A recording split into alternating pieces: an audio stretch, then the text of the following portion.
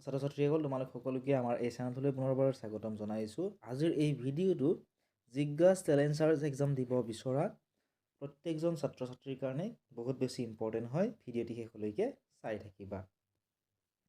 প্ৰথমতে চোৱা, ইয়াত তোমালোক কিছুমান ইনষ্ট্ৰাকশ্যন দিয়া আছে, অৰ্থাৎ নিৰ্দেশনা দিয়া আছে। এইখিনি সকলো ছাত্ৰ ছাত্ৰীয়ে জনাটো অতি প্ৰয়োজনীয়। নিৰ্দেশনাখিনি জনাৰ আগত তোমালোকে ইয়াত চোৱা মাৰ্ক। বহুতো ছাত্ৰ ছাত্ৰীয়ে সুধি আছিলে যে কিমান মাৰ্কৰ কুৱেশ্যন পেপাৰখন হ'ব। তোমালোক যিসকল ক্লাছ 3, 4 আৰু 5ত পঢ়ি আছা, তোমালোকৰ 100 মাৰ্কছৰ কুৱেশ্যন পেপাৰখন হ'ব আৰু তাত 100টা কুৱেশ্যন থাকিব, অৰ্থাৎ 100টা কুৱেশ্যন থাকিব। ঠিক আছে, সময় পাবা তোমালোকে 3 ঘণ্টা।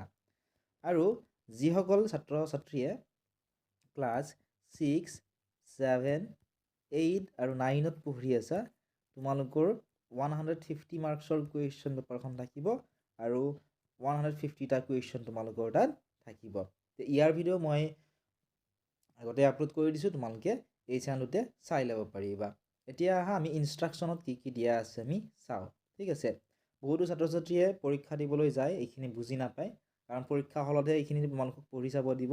গতিকে ইয়াৰ আগতেই তোমালোকে এইখিনি জনাটো অতি প্ৰয়োজনীয়। তোমালোকৰ যিমান ক্লাছৰে নোহোৱা কিয় তোমালোকৰ 3 ঘণ্টাকৈ তোমালোকে সময় পাবা। এই 3 ঘণ্টাৰ ভিতৰত তোমালোকে আনচাৰখিনি কৰিব লাগিব। 1 নম্বৰত দিছিল যে কোনো পৰীক্ষাৰ্থীক পৰীক্ষা আৰম্ভণিৰ আধা ঘণ্টা পাছত পৰীক্ষাগৃহত প্ৰৱেশ কৰিবলৈ দিয়া নহ'ব আৰু আৰম্ভণিৰ আধা ঘণ্টাৰ ভিতৰত বাহিৰলৈ যাব দিয়া নহ'ব। অৰ্থাৎ তোমালোকে যদি পৰীক্ষা ধৰা, তোমালোকৰ উদাহৰণ হিচাপত ধৰি লোৱা তোমালোকৰ পৰীক্ষা 9 বজাত আৰম্ভ হৈছে। ঠিক আছে, 9 AM তোমালোকৰ পৰীক্ষা আৰম্ভ হ'ল। তোমালোকে যদিহে কিবা কাৰণত তোমালোকৰ গাড়ী নোপোলা বা কিবা যিকোনো অসুবিধাৰ হ'ল, তথাপিও যদি তোমালোকে 9:30ৰ আগত গৈ পোৱা, তোমালোকে পৰীক্ষাটো দিব পাৰিবা। যদিহে তোমালোকৰ 9:30তকৈ বেছি হয়, দেৰি হৈ যায়, তেতিয়াহ'লে কিন্তু তোমালোকে আৰু পৰীক্ষা দিব নোৱাৰা। আৰু ধৰি লোৱা তোমালোকৰ পৰীক্ষা আৰম্ভ হ'ল 9 AM। ঠিক আছে, তোমালোকে 9:30লৈকে তোমালোকে বাহিৰলৈ যাব নোৱাৰিবা।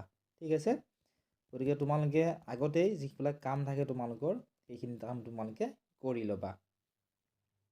নেক্সট হোৱা 2 নম্বৰত কি দিয়া আছে যে প্ৰৱেশ পত্ৰ পৰীক্ষাৰ বাবে নিৰীক্ষকক দিব লাগিব। যিখন তোমালোকে এডমিট কাৰ্ডখন পাইছা, তোমালোকে নিশ্চয় এডমিট কাৰ্ডখন লৈছা। এডমিট কাৰ্ডখন তোমালোকে লগত লৈ যাব লাগিব। সেই এডমিট কাৰ্ডখন যিজন ইনভিজিলেটৰ থাকে তেওঁক তোমালোকে দিব লাগিব। 3 নম্বৰত কি দিছে চোৱাচোন।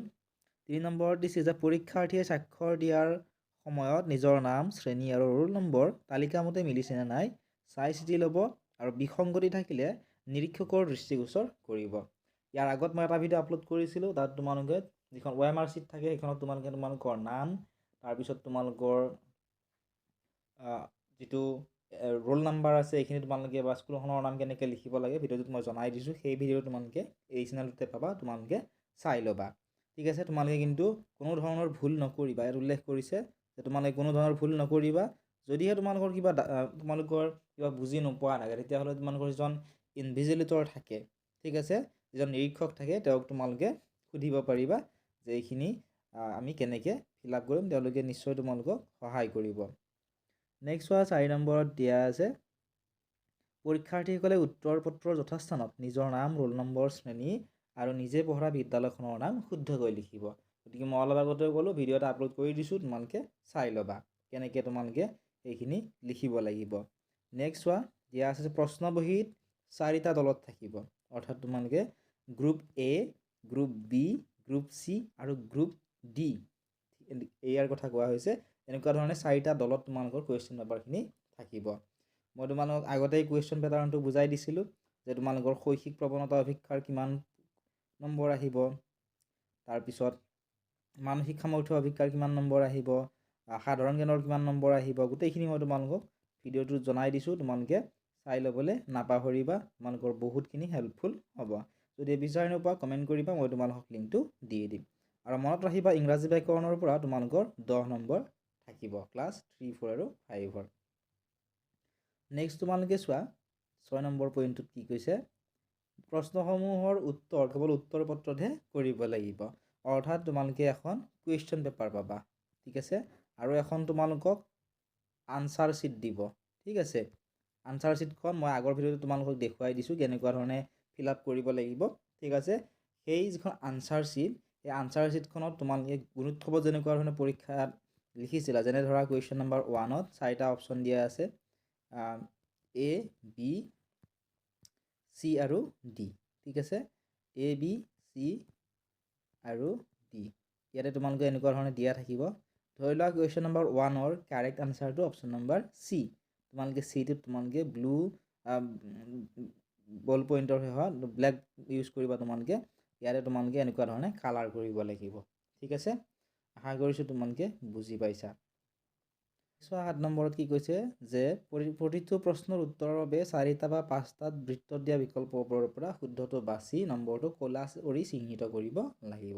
মই অলপ আগত দেখুৱাই দিলোঁ, তোমালোকে যিটো শুদ্ধ হয় সেইটো তোমালোকে ক'লা কৰি চিহ্নিত কৰিব লাগিব, আৰু কেৱল বল পেনেৰেহে তোমালোকে ক'লা চিহ্ন কৰিব লাগিব। অৰ্থাৎ তোমালোকে পৰীক্ষা দিবলৈ যোৱাৰ আগতে বল পেন লৈ যাব লাগিব। ঠিক আছে, ব্লেক কালাৰৰ। নেক্সট তোমালোকে চোৱা 8 নম্বৰত লিখা আছে যে কেৱল উত্তৰ পত্ৰহে নিৰীক্ষকৰ হাতত অৰ্পণ কৰিব লাগিব। অৰ্থাৎ তোমালোকে পৰীক্ষা শেষ হোৱাৰ পিছত কুৱেশ্যন পেপাৰখন লগত লৈ আহিব পাৰিবা, আৰু যিখন শ্বীট আছিলে য'ত তোমালোকে আনচাৰখিনি লিখিছা সেই আনচাৰ শ্বীটখন তোমালোকে ইনভিজিলেটৰ বা নিৰীক্ষকজনক দি আহিব লাগিব। 9 নম্বৰত দিয়া আছে চোৱা, কেলকুলেটৰ, পেজাৰ, মোবাইল ফোনৰ ব্যৱহাৰ নিষিদ্ধ। অৰ্থাৎ তোমালোকে কেলকুলেটৰ লগত লৈ যাব নোৱাৰিবা, পেজাৰ নিব নোৱাৰিবা, মোবাইল ফোনটো তোমালোকে লগত নিব নোৱাৰিবাই। মোবাইল ফোন নিয়া দেখা পালে তোমালোকক পৰীক্ষা দিবই নিদিব। ঠিক আছে, আশা কৰিছোঁ তোমালোকে বুজি পালা। ইয়াৰ বাহিৰেও তোমালোকৰ যদি কিবা ডাউট আছে কমেণ্ট ছেকশ্যনত সুধিব পাৰিবা। ডেছক্ৰিপশ্যনত হোৱাটছআপ নম্বৰ দিয়া আছে, যদিহে তোমালোক কুৱেশ্যন পেপাৰসমূহ লাগে তোমালোকে হোৱাটছআপত মেছেজ কৰিবা।